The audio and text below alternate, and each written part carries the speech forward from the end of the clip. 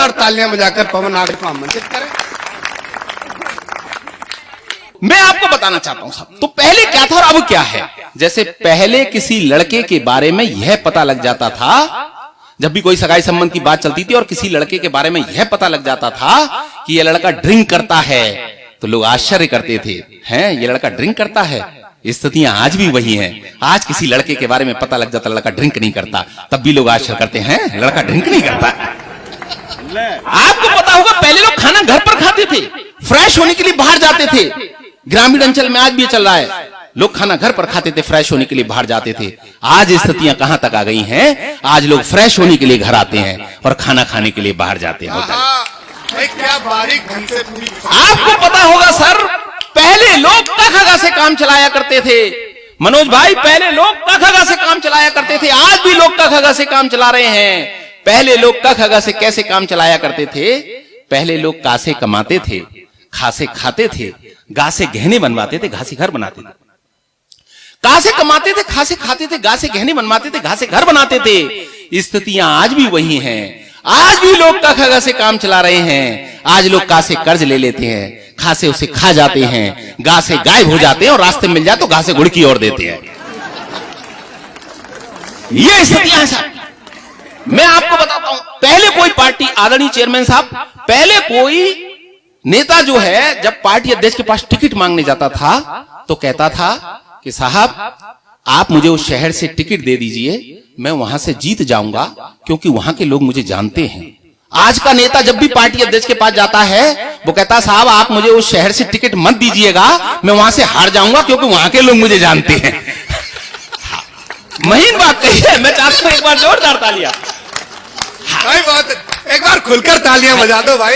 ये व्यंग्य की भाषा है, इसमें वो ठाका नहीं आपको आएगा, लेकिन बहुत शानदार पढ़ रहे हैं भाई। देखिए एक खूबसूरत बात कहता हूं, पहले इस देश में दूध दही की नदियां बहा करती थी।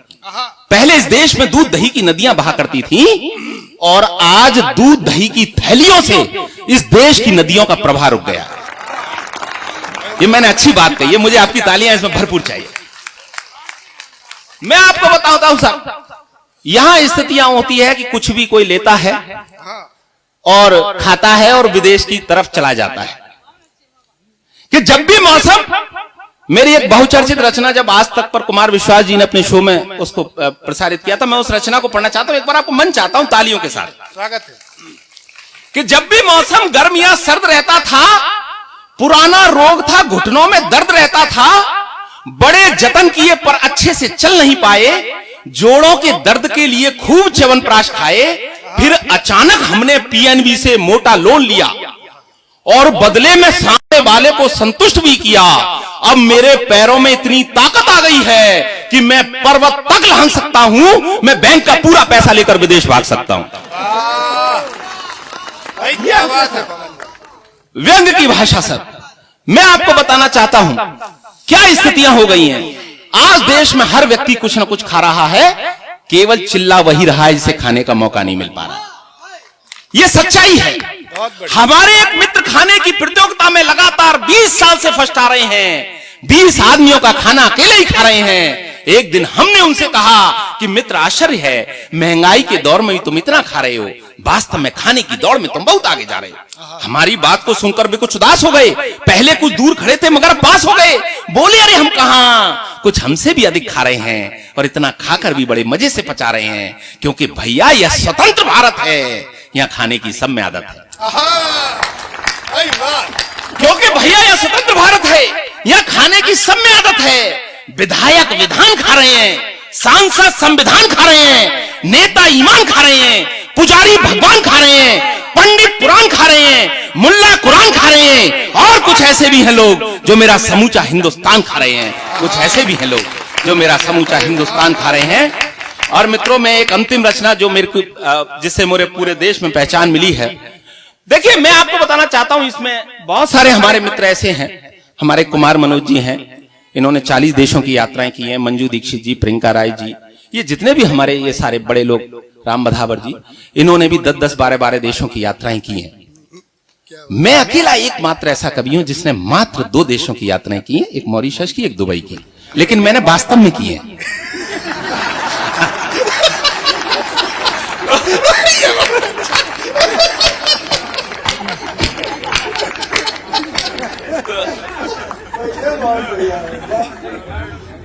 तो साहब, जब मुझे मॉरिशस जाने का अवसर मिला तो वहां गर्ल्स हिंदू कॉलेज था, तो मुझे एक रचना विशेष पढ़नी थी।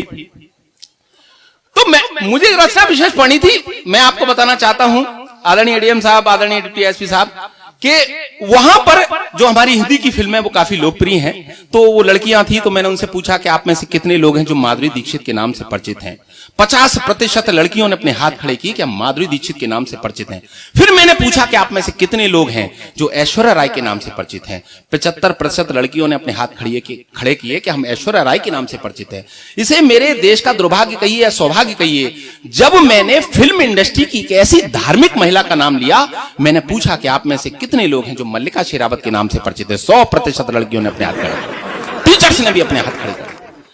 मैंने मल्लिका शेरावत को फिल्म इंडस्ट्री की सबसे ज्यादा धार्मिक महिला इसलिए कहा क्योंकि गीता में भगवान श्री कृष्ण ने कहा है कि यह शरीर नाशवान है, और मुझे लगता है कि मल्लिका जी इस मर्म को बहुत अच्छी तरह समझती है कि जब यह शरीर नाशवान है तो इसका जितना उपयोग किया जाए कर लो। वहीं से मैंने इस रचना को उठाया, कुछ पौराणिक संदर्भ लिए। जब वाहवा का मुकाबला चल रहा था, शैलेश अरोड़ा जी और तनाज जी थी उसमें कार्यक्रम में, जब तो उन्होंने मुझे एक टॉपिक दिया। फिल्म फना और रंग दे बसंती के गीतकार थे प्रसून जोशी जी, आदित्य जी और बशीर बद्र साहब, कैलाश खेर जी। उन्होंने मुझे एक टॉपिक दिया, बॉलीवुड। मुझे लगा कि मैं कुछ पौराणिक संदर्भ उठाऊं और उस रचना को मैं सृजित करूं। उस रचना से मैं मेगा फाइनल में उस रचना से पहुंचा था। मैं चाहता हूं एक बार मुझे तालियों से आदेशित करें कि एक धार्मिक सीरियल के निर्माता ने एक बड़ा काम किया। उसने अपने महाभारत सीरियल में द्रौपदी के रोल में मल्लिका शेरावत को लिया। महाराजा धृतराष्ट्र के शाही दरबार का दृश्य था, बड़ा ही मनोरम परिदृश्य था। सारे दरबारी अपनी आंखें सेक रहे थे, लेकिन भीष्म पितामह इस आधुनिक द्रौपदी के कम कपड़ों को देखकर अंदर तक झेंप रहे थे। उस दिन शर्म, लाज और हया की छुट्टी थी। अच्छा हुआ महारानी गांधारी की आंखों पर पट्टी थी। अचानक दुर्योधन ने क्रोध में आकर उछाला एक जमला गंदा, बोला इस द्रौपदी ने मुझे अपमानित करने के लिए कहा था कि अंधे का पुत्र अंधा। यह सुनकर द्रौपदी बनी मल्लिका मुस्कुराई और थोड़ा सा दुर्योधन के नजदीक आई, बोली अरे तुम मुझे छोड़कर हस्तिनापुर की लड़ रहे हो। अरे सच्ची बताओ, क्या तुम अंधेपन क्यों नहीं बढ़ रहे? यह सुनकर दुर्योधन ने दुशासन को आदेश दिया, बोले भाई एक काम करो, इस द्रौपदी का चीरहरण कर इसे सार्वजनिक रूप से बदनाम करो। तो दुशासन ने द्रौपदी बनी मल्लिका का ऊपर से नीचे तक सिंहावलोकन किया, तत्पश्चात अपना निर्णय दिया। दोनों हाथ जोड़कर बोला, हे माते, कहां से शुरू करूं समझ में नहीं आ रहा है। अरे मुझे तो आपके शरीर पर चीर नजर नहीं आ रहा है। यह सुनकर द्रौपदी ने अपने तेवर जता दिए और दुशासन की कमीज के 2 बटन तोड़कर उसके हाथ में थमा दिए। यह देखकर पांडवों तक में मच गई खलबली। बोले यार, इससे तो अपनी अज्ञातवास की जिंदगी भली। अरे इसने तो हमारी सोई हुई आत्मा जगा दी। अरे ये द्रौपदी तो हमने गलत दांव पे लगा दी। थोड़ी ही देर में दुशासन द्रौपदी के सैंडल की हील हो गया और सारा वातावरण चीरहरण के बजाय कमीजहरण में तब्दील हो गया। उसको बचाने के लिए भगवान श्री कृष्ण भी नहीं आए। यह देखकर हमारे मन में यह विचार आए कि इस देश में अबलाओं के चीरहरण करने वालों का यही हर्ष होना चाहिए। वे मल्लिका की तरह तन पर कपड़े कम पहने या ज्यादा, पर हर नारी के मन में दुराचारियों को सबक सिखाने का लक्ष्य होना चाहिए।